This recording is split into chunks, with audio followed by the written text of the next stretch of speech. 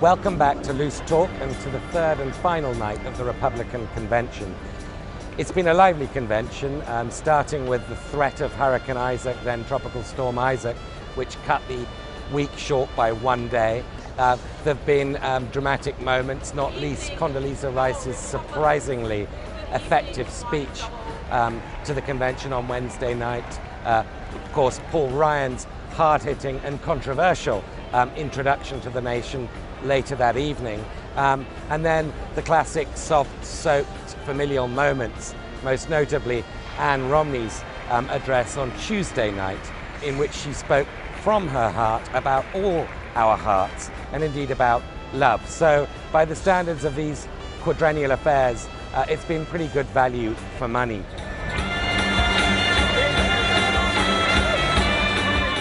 But the ultimate test of whether this has been a success will only become apparent later on tonight when Mitt Romney gives his speech. Only after that, after what of course is the biggest speech of his life so far, will it become clear whether he's succeeded in humanizing his robotic image with the American public and whether he's achieved that all-important test of getting a bounce in the polls that all nominees have come to expect as their due from these grand conventions.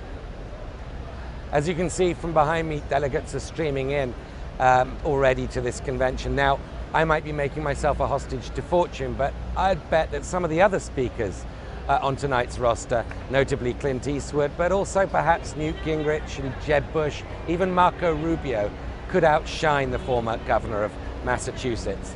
For those of us who've sat through every minute proceedings over the last 72 hours, it's a very different vision than it is for most Americans, who are only going to get at most an hour or a few minutes worth of exposure to events this week. I'll start it, you finish it. Go ahead.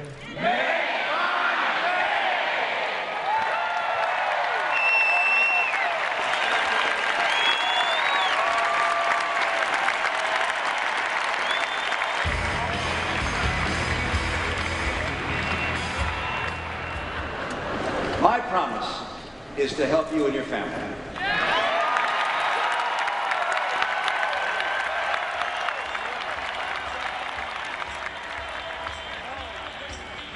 So with the balloons still popping behind me, you can hear the end of the Republican convention. And as I suspected, Clint Eastwood did, in the event, overshadow Mitt Romney, but not quite in the way that I supposed. He spent most of his bizarre speech arguing with an empty chair, proving, I guess, that actors usually perform best when they have a script to perform to. Nevertheless, he did end with the famous Clint Eastwood line, "Go ahead, make my day." As for Mitt Romney's speech, well, it was a speech by Mitt Romney. It was a pretty flat delivery. There were one or two rhetorical high points.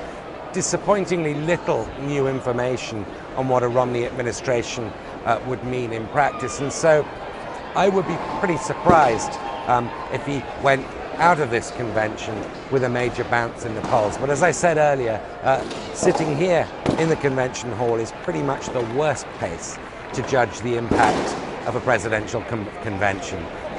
And so as Barack Obama goes into his convention in Charlotte next week, my guess is this race will remain too close to call. So see you there and then on Loose Talk.